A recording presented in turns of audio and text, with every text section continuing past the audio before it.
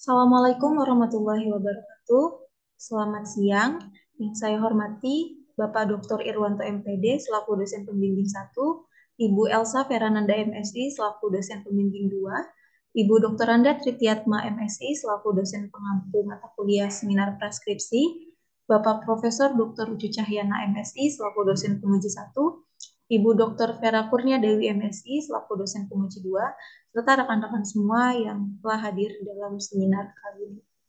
Terima kasih atas kesempatan yang diberikan. Perkenalkan, saya Silvanur Rahmah dengan NIM 13036199029. Pada kesempatan ini, saya akan mempresentasikan proposal penelitian saya yang berjudul Efektivitas Flipped Classroom dengan Peer Instruction untuk meningkatkan pemahaman konseptual peserta didik pada sifat periodik unsur.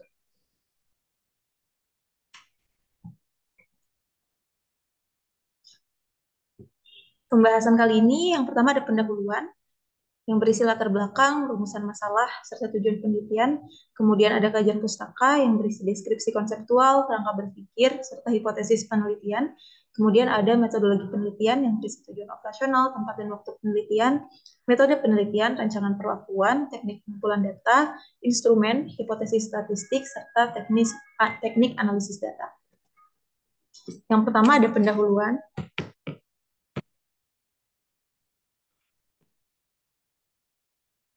Pendidikan Indonesia pernah menghadapi tantangan besar untuk menyesuaikan proses pembelajaran dengan berbagai peraturan selama masa pandemi COVID-19 yang terjadi kemarin. Oleh karena itu, Kementerian Pendidikan dan Kebudayaan mendorong semua pelaksanaan pendidikan Indonesia dari jenjang terkecil hingga terbesar untuk meminimalisir rantai penyebaran COVID-19 dengan melaksanakan pembelajaran daring. Pelaksanaan pembelajaran daring ini menyebabkan peserta didik maupun pendidik harus beradaptasi dengan teknologi sehingga pelaksanaan pembelajaran tetap dapat berjalan dengan baik, sehingga dapat menjadi sebuah kunci utama dalam mencapai tujuan pendidikan meskipun dalam kondisi yang terbatas. Integrasi teknologi ke dalam pembelajaran juga selaras dengan penerapan kurikulum merdeka yang berkaitan dengan pembelajaran abad 21, di mana pembelajaran ini merupakan pembelajaran yang menekankan pada proses pembelajaran yang berpusat pada peserta didik. Oleh karena itu, penerapan kurikulum merdeka ini mendorong siswa agar mencapai kompetensinya dengan sumber-sumber informasi yang diperolehnya sendiri, melalui pembelajaran aktif, interaktif, kolaboratif, dengan memanfaatkan berbagai perangkat teknologi untuk mendukung proses pembelajaran itu sendiri. Salah satu materi kimia di SMA yaitu ada sifat periodik unsur, di mana karakteristik materi ini itu banyak menggunakan simbol-simbol kimia. Materi sifat periodik unsur ini termasuk ke dalam jenis konsep yang abstrak. Hasil penelitian Satilmis 2014 menyatakan bahwa peserta didik masih mengalami kesulitan dalam memahami materi sifat periodik unsur ini, di mana hanya 6% peserta didik yang menjawab benar mengenai jari-jari atom sebagai sifat periodik unsur. Kemudian ada beberapa penelitian lainnya. Ada penelitian yang dilakukan oleh NECOR tahun 2018 yang menunjukkan bahwa sebanyak 21% peserta didik masih mengalami kesalahan konsep saat menjawab pertanyaan mengenai jari-jari atom dalam suatu periode dan golongan. Penelitian lainnya ada yang dilakukan oleh Jack 2017 menunjukkan bahwa peserta didik masih mengalami kesulitan dalam memahami konsep sifat kelogaman unsur dalam tabel periodik unsur. Kelemahan pemahaman konsep peserta didik ini, khususnya pada topik sifat periodik unsur, dikarenakan oleh karakteristik topik tersebut yang membutuhkan pemahaman konsep yang baik, akan tetapi pembelajarannya masih kurang dijelaskan secara memadai selama proses pembelajaran kimia, dan juga tidak ada latihan yang memadai pada buku teks kimia. Oleh karena itu, peserta didik mendapat kesulitan berupa kesulitan memahami konsep yang berkaitan dengan berbagai fenomena submikroskopik pada topik tersebut. Kemudian penelitian yang dilakukan oleh Martina A. Rao dan kawan-kawan tahun 2017, serta penelitian yang dilakukan oleh Gayatri dan Vijayarani 2019 telah membuktikan bahwa flipped classroom memberikan pengaruh positif terhadap hasil belajar peserta didik pada mata pelajaran kimia. Akan tetapi masih belum banyak ditemukan penelitian yang mengkaji mengenai penggunaan flipped classroom untuk menguatkan pemahaman konsep peserta didik. Padahal, kegiatan yang ditawarkan dari pembelajaran flipped classroom ini berpotensi untuk dapat dikembangkan sehingga dapat mencapai ranah pemahaman konseptual peserta didik. Salah satu strategi pembelajaran yang cocok dan telah dikombinasikan dengan flipped classroom adalah peer instruction.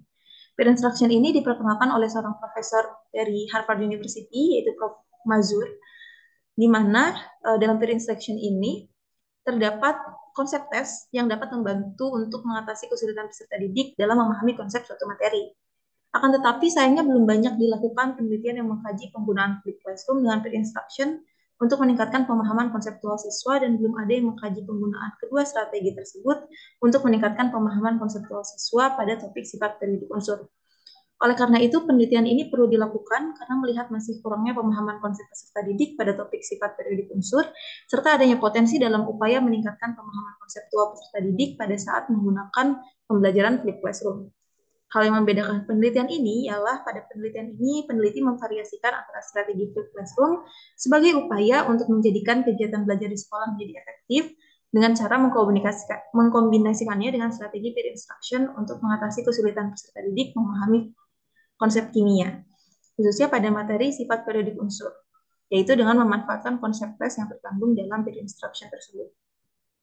Sehingga pada penelitian ini dilakukan upaya untuk melihat efektivitas flipped classroom yang dikombinasikan dengan peer instruction dibandingkan dengan flipped classroom tanpa peer instruction dalam meningkatkan pemahaman konseptual peserta didik pada materi sifat periodik unsur. Selanjutnya ada rumusan masalah. Yang pertama, apakah ada pengaruh penggunaan flipped classroom dengan peer instruction terhadap pemahaman konseptual peserta didik pada topik sifat periodik unsur? Kemudian, apakah ada perbedaan skor pemahaman konseptual peserta didik pada topik sifat periodik unsur pada kelompok kontrol dan kelompok eksperimen setelah dilakukannya perlakuan? Tujuan penelitian yang pertama, untuk mengetahui adanya pengaruh penggunaan flipped classroom dengan peer instruction terhadap pemahaman konseptual peserta didik pada topik sifat periodik unsur. Yang kedua, untuk mengetahui adanya perbedaan skor pemahaman konseptual peserta didik pada topik sifat periodik unsur antara kelompok kontrol dan kelompok eksperimen. Selanjutnya, kajian pustaka. Yang pertama, deskripsi konseptual mengenai pemahaman konseptual kimia. Pemahaman konsep ini dapat diartikan sebagai kemampuan peserta didik dalam menangkap pengertian atau konsep-konsep materi pelajaran yang menjadi dasar penguasaan mereka terhadap materi pembelajaran secara utuh. Oleh karena itu, dalam proses memahami itu sendiri, konsep menjadi bagian yang penting dan tidak dapat dipisahkan. Konsep ini memungkinkan kita untuk mengidentifikasi, memberi label, mengklasifikasikan, dan menghubungkan fenomena untuk membangun sistem ide yang dapat kita terapkan pada situasi baru dan digunakan untuk mengajukan pertanyaan dan memecahkan suatu masalah. Menurut Anderson dan Krathwohl 2001, indikator pemahaman konsep mencakup 7 proses kognitif, yaitu menafsirkan, memberikan contoh, mengklasifikasikan, meringkas, menarik inferensi, membandingkan, serta menjelaskan. Ilmu kimia sendiri memiliki karakteristik yang bersifat abstrak dan kompleks, sehingga dipandang sebagai ilmu yang sulit dipahami. Johnston membagi representasi ilmu kimia ke dalam 3 level representasi yang berbeda, yaitu makroskopik, di mana merupakan representasi yang didapatkan melalui pengamatan nyata terhadap suatu objek. Kemudian ada submikroskopik, merupakan suatu representasi pada tingkat partikel, di mana mencakup penggambaran susunan elektron dalam kimia, dan juga ada ion serta molekul-molekul, di mana representasi ini biasanya berisi imajinasi dan visualisasi agar peserta didik dapat dengan mudah memahami konsep. Kemudian ada level simbolik, di mana merupakan representasi dari suatu kenyataan, di mana representasi ini dapat berupa simbol, gambar, maupun rumus yang sering ada dalam kimia. Pada pembelajaran kimia, pemahaman konsep ini harus ditekankan karena pemahaman konsep antara konsep satu dan konsep lainnya dalam kimia itu saling berkaitan. Hal ini diperlukan untuk dapat membentuk pola pikir peserta didik dalam belajar materi yang bersifat abstrak, sehingga yang tadinya terkesan sulit untuk dipelajari menjadi lebih mudah ditangkap. Selanjutnya, efektivitas pembelajaran. Efektivitas sendiri merupakan suatu cara untuk memperlihatkan sampai mana pencapaian suatu rencana dalam mencapai tujuan tertentu. Dalam hal ini yang dimaksudkan adalah efektivitas strategi pembelajaran yang merupakan suatu ukuran dari tingkat keberhasilan proses pembelajaran. Pembelajaran yang efektif adalah pembelajaran yang secara aktif melibatkan peserta didik dalam proses metakognitif, perencanaan, pemantauan, hingga refleksi. Selanjutnya, flip classroom. Flipped Classroom ini baru-baru ini menjadi salah satu pembelajaran yang banyak digunakan dengan popularitasnya yang semakin meningkat. Pembelajaran Flipped Classroom ini merupakan salah satu strategi pembelajaran baru di mana guru membalik kegiatan di sekolah dan di rumah. Kegiatan di rumah yang biasanya mengerjakan tugas akan dilakukan di sekolah yang disertai dengan diskusi mengenai berbagai persoalan yang diberikan.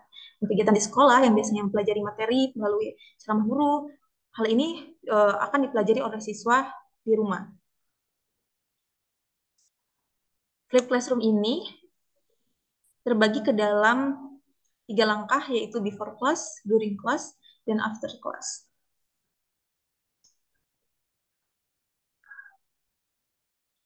Selanjutnya ada peer instruction. Salah satu pembelajaran yang memiliki potensi untuk mengembangkan keaktifan peserta didik di dalam kelas ialah peer instruction. Peer instruction sendiri adalah strategi pembelajaran untuk melibatkan peserta didik selama kelas melalui proses pertanyaan terstruktur yang melibatkan setiap peserta didik dalam proses pembelajaran peer instruction itu sendiri, diselingi dengan pertanyaan konsep atau yang selanjutnya akan kita sebut dengan konsep tes, dan melibatkan keaktifan peserta didik dalam pembelajaran untuk mencapai ranah pemahaman konsep yang baik tersebut. Pada peer instruction ini, peserta didik memperoleh terlebih dahulu pengetahuan persiapan sebelum kelas, bisa membaca buku teks atau menonton video, kemudian menyelesaikan kuis pembelajaran sebagai insentif dan persiapan mereka untuk diberikan umpan balik nantinya oleh guru pada saat mereka belajar di kelas. Nah, peer instruction ini diselingi dengan pertanyaan konsep dan melibatkan keaktifan peserta didik dalam pembelajaran. Karena pertanyaan konsep atau konsep tes ini, seperti pada alur yang tertera di layar, kegiatannya meliputi yang pertama, penjelasan singkat oleh guru mengenai konsep-konsep yang akan dipelajari, kemudian konsep tes pertama, yaitu mengambil satu konsep dari topik yang dipilih, kemudian voting pertama oleh peserta didik terkait konsep tersebut. Apabila jawaban peserta didik jawaban benar peserta didik kurang dari 30%, maka konsep tersebut harus diulang lagi, kemudian dilakukan konsep tes lagi, lalu dilakukan voting lagi. Kemudian apabila jawaban benarnya lebih dari 30 sampai antara 30 sampai 70% maksud saya, maka dilanjutkan dengan peer discussion. Kemudian setelah itu dilakukan voting kedua oleh peserta didik dan dilanjutkan dengan penjelasan, kemudian dilanjutkan ke konsep selanjutnya. Kemudian apabila jawaban benarnya yaitu lebih dari 70%, maka langsung dilanjutkan ke penjelasan dan lanjut ke konsep selanjutnya.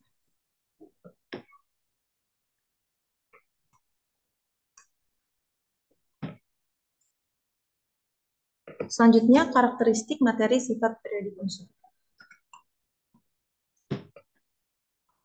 Materi pada pembelajaran sifat periodik unsur ini bersifat faktual, konseptual, dan prinsip. Materi yang berupa faktual yaitu materi yang dapat dilihat secara nyata, seperti unsur logam adalah penghantar listrik yang baik, dan unsur logam bersifat keras serta dapat ditempa. Kemudian materi yang berupa konseptual adalah materi yang berupa pengertian jari-jari atom, pengertian energi ionisasi, afinitas elektron, dan elektronegatifan. Sedangkan sifat atom dalam suatu golongan dan periode merupakan materi yang bersifat prinsip. Sifat periodik unsur ini merupakan salah satu materi penting pada pembelajaran kimia karena menjadi dasar pada materi-materi selanjutnya. Peserta didik tidak hanya hafal pada materi ini, tapi harus memahami materi dengan baik dan dapat menemukan konsepnya sendiri. Selanjutnya, hipotesis penelitian yang pertama, terdapat perbedaan pemahaman konseptual peserta didik pada topik sifat periodik unsur melalui pembelajaran flipped classroom dengan peer instruction dibandingkan dengan flipped classroom tanpa peer instruction. Kemudian terdapat peningkatan pemahaman konseptual peserta didik pada topik sifat periodik unsur melalui pembelajaran flipped classroom dengan peer instruction maupun pembelajaran flipped classroom tanpa peer instruction. Selanjutnya, metodologi penelitian.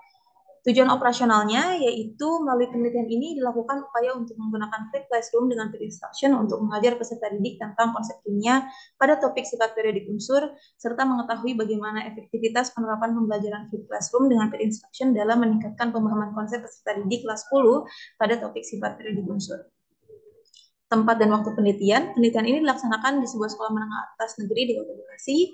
Penelitian ini dilaksanakan pada semester ganjil tahun pelajaran 2022-2023. Metode penelitiannya Penelitian ini menggunakan pendekatan kuantitatif, di mana berdasarkan tujuan penelitian yaitu untuk melihat hubungan antara variabel-variabel, maka jenis penelitian yang digunakan adalah penelitian eksperimen, di mana desain penelitian eksperimen ini akan memungkinkan peneliti untuk memperkirakan pengaruh suatu perlakuan eksperimental. Penelitian ini menggunakan jenis penelitian kuasi eksperimental tipe pretest post-test non-equivalent group design. Nah, dalam kuasi eksperimental, peneliti menerapkan perlakuan kontrol kepada kelompok-kelompok butuh dan memberikan pretest kepada kedua kelompok, kemudian melaksanakan kegiatan eksperimental hanya pada kelompok eksperimen, serta memberikan post-test untuk melihat percobaan antara kedua kelompok.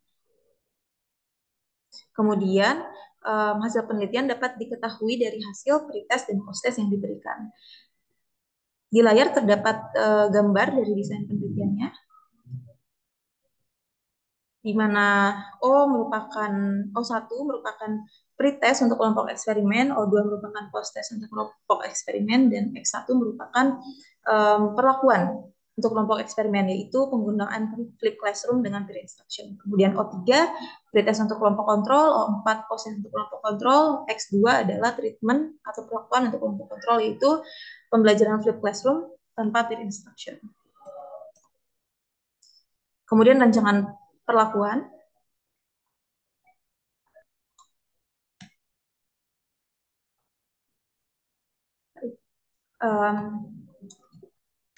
Di sini terdapat kegiatan yang akan dilakukan di masing-masing kelas, yaitu kelas kontrol dan kelas eksperimen. Ketiganya memiliki kegiatan before class yang akan dilakukan di kedua kelas ini memiliki kegiatan yang sama, yaitu before class, during class, dan after class, di mana kegiatan before class ini dilaksanakan di Google Classroom, during class tatap muka di sekolah, kemudian after class di Google Classroom. Kemudian perbedaannya pada kelas kontrol, pada saat kegiatan before class, hanya peserta didik hanya membaca textbook dan nonton video yang telah disediakan oleh guru, kemudian mengisi refleksi. Setelah itu, pada saat during class, peserta didik diberi stimulus, kemudian diberi soal-soal terkait konsep mengenai jadi-jadi atom. Ini pada pertemuan pertama. Kemudian peserta didik secara berkelompok diminta menyelesaikan soal-soal tersebut dengan menerapkan konsep-konsep yang telah dipelajari selama kegiatan before class. Kemudian guru memeriksa jawaban peserta didik dan ide-ide yang didapat oleh peserta didik selama mengerjakan soal. Setelah itu guru memberikan umpan balik. Kemudian kegiatan after class kembali di Google Classroom, yaitu pengayaan. Sementara pada kelas eksperimen, pada kegiatan before class, peserta didik ini akan diarahkan untuk membaca textbook dan menonton video yang telah disediakan oleh guru, kemudian mengisi refleksi.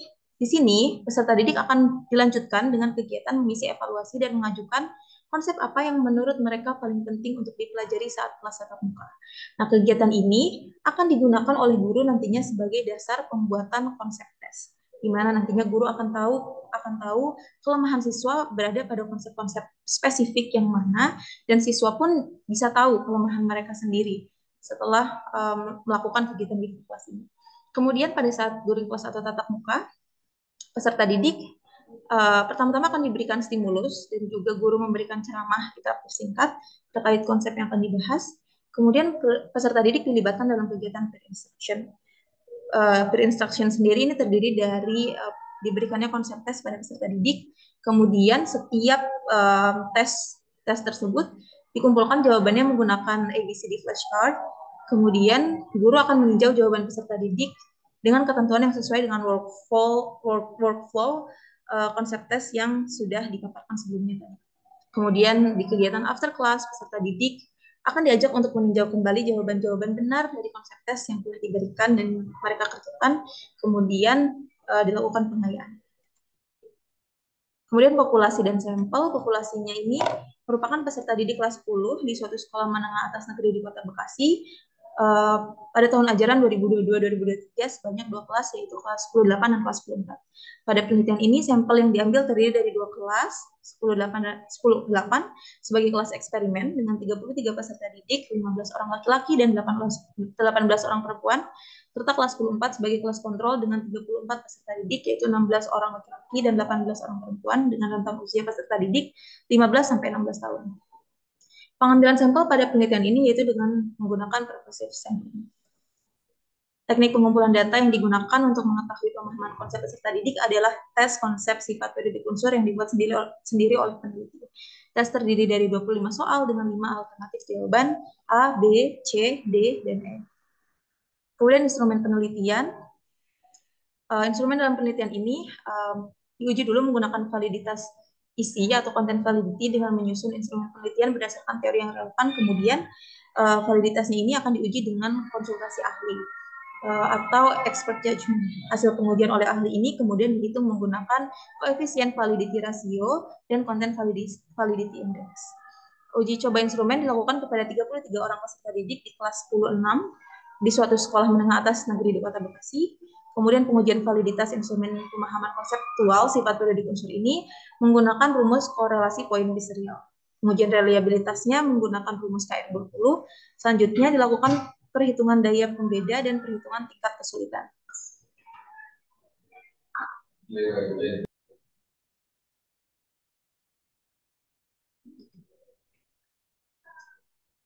Selanjutnya, hipotesis statistik.